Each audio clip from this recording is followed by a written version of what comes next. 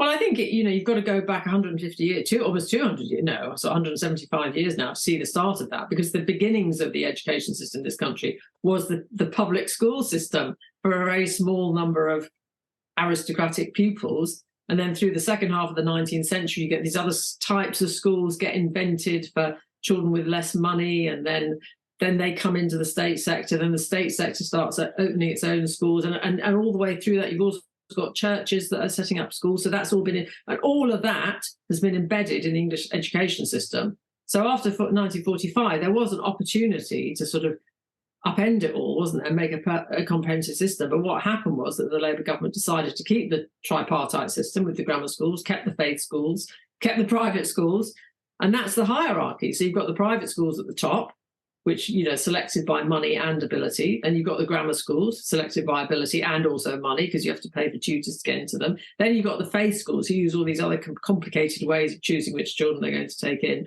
Then you've got the sort of local comprehensive schools, which are mostly dependent on sort of postcode lottery anyway. It depends if they're in an affluent neighbourhood, they'll probably do quite well. And then you've got the schools at the bottom end of the pile that maybe nobody really wants to go to, but the poorest kids end up going to because they can't get into all these other schools higher up the hierarchy.